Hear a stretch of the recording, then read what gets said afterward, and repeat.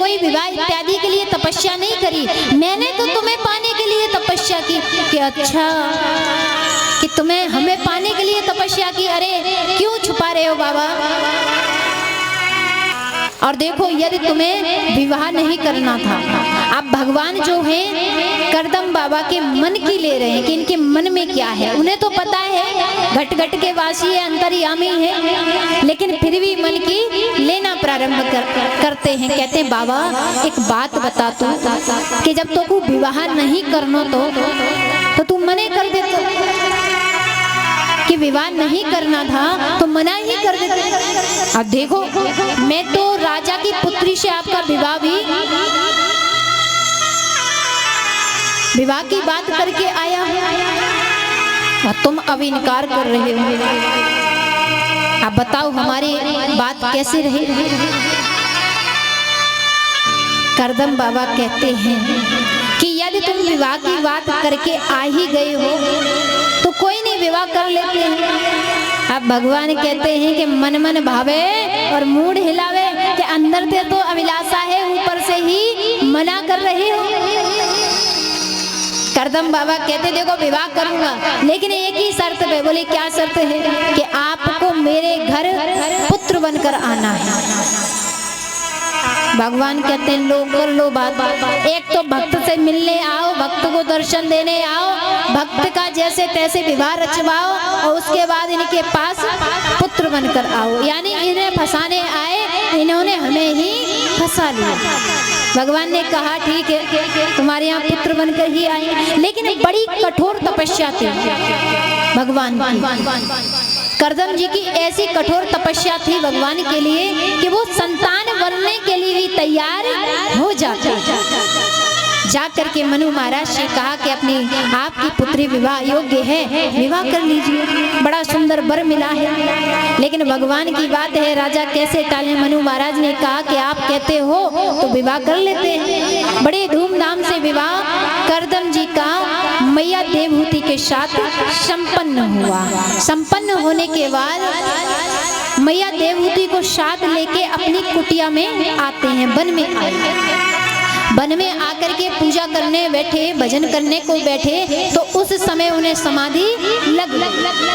अब कोई बात नहीं हुई धर्मपत्नी से, कैसी भी भजन करने ही बैठे थे, क्योंकि भजन उन्होंने विवाह भी किया लेकिन भगवान का स्मरण करना नहीं छोड़ा। अब तो महाराज जब भगवान का भजन करने के लिए बैठे तो समाधि लग गई।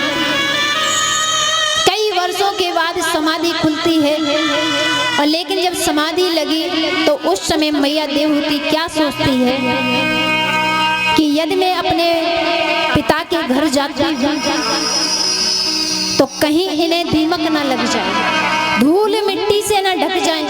पहले तो अकेले थे, चाहे दीमक लगती चाहे कुछ होता, कोई देखने वाला नहीं, लेकिन अब तो मैं हूँ। और यदि मैं अपने पिता के घर गई तो संसार के लोग कहेंगे कि देखो तो सही, पति तपस्या में है और पत्नी पिता के घर चली गई है सुख के लिए।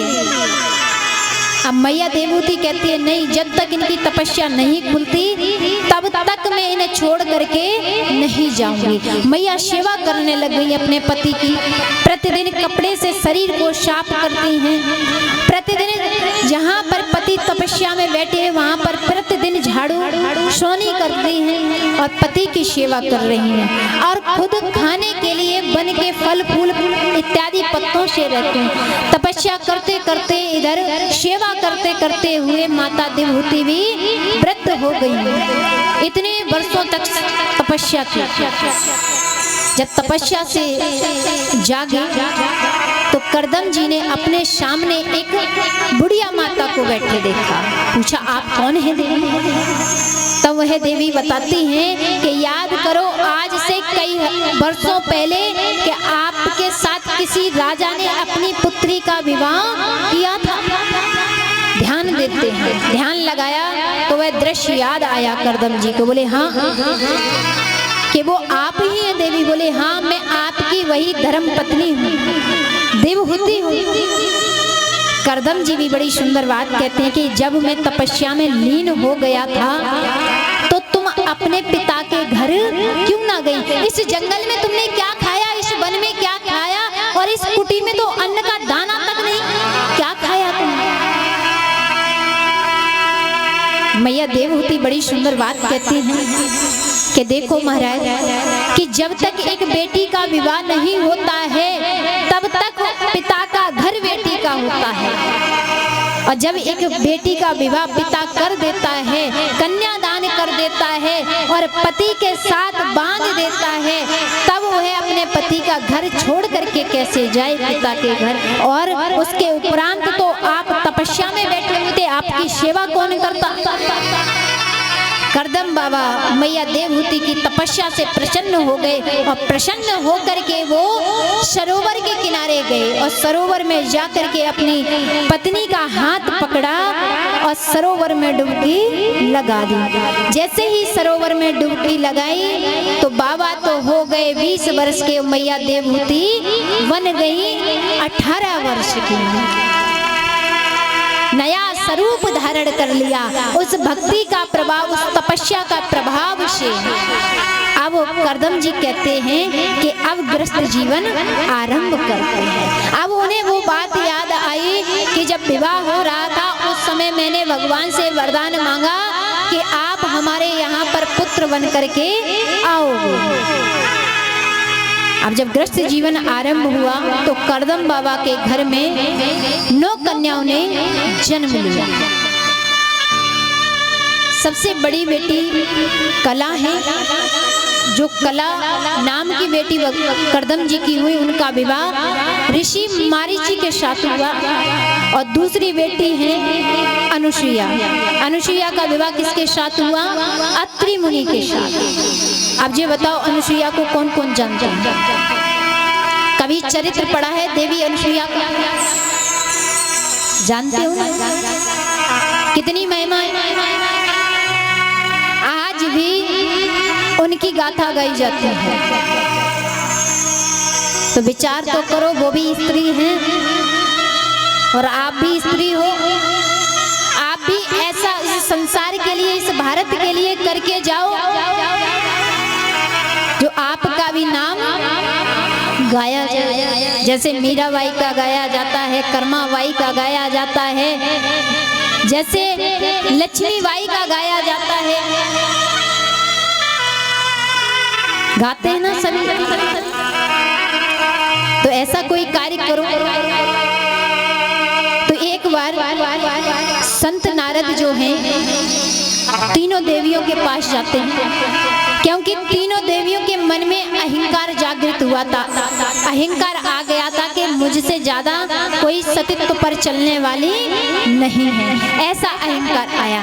करदम बाबा के जब यहाँ पर जो अनुसुईया का जन्म हुआ, उसके बाद संत नारद जाकर के उन तीनों देवियों से कहते हैं, तुम बार बार कहती हो ना कि देखो हम सतीत्व पर चलते हैं, लेकिन मैं तो पृथ्वी लोक पर देख कर आया हूँ, धराधाम पर देख कर आया हूँ तुमसे भी ज्यादा सतीत्व पर चलने वाली, और वहाँ पर उनके सतीत्व का डंका बज रहा है। अब तीनों देवियाँ कहती हैं संत नारद हमसे भी ज्यादा। संत नारद कहते हैं हाँ आपसे भी ज्यादा। बोले अच्छा कि हाँ चलो देखो। तो कहती है हम पहले नहीं जाए, अपने पतियों को भेजेंगे उनके धर्म को नष्ट करने के लिए, धर्म में विघ्न डालने के लिए, सतीत्व पर विघ्न करने के लिए। अब तीनों देवियां अपने अपने पतियों से कहते हैं कि तुम मृत्यु लोक पर जाओ और जाकर के सती अनुसुईया का सतीत्व भंग करके आओ। अब तीनों देव पहले तो देवियों से मना करते हैं कि किसी भी नारी को इतना सरल मत समझो, इतना कमजोर मत समझो कि तुम अपने सतीत्व का यहाँ पर गान कर रही हो, क्योंकि यहाँ तो कोई मनुष्य नहीं है। मनुष्य के बीच रह करके सतीत्व को गान करो तो बड़ा अच्छा है। अब तीनों देवियां हट करती हैं अपने अपने पतियों से कि तुम जाकर के उसके सतीत्व को भंग करो। अब तीनों देव जो हैं पत्नियों के आगे ठीक है जाकर के करते हैं, अगर हो सकता है हम पर, और नहीं हमारे तो बस की नहीं। तीनों देव कहते हैं। अब जैसे ही तीनों देवों ने ब्राह्मण का रूप धारण किया और ब्राह्मण का एक संत का रूप धारण करके अत्रि मुनि के आश्रम पर पहुंचते हैं। अत्रि मुनि के आश्रम पर जाकर के अलख जगाया।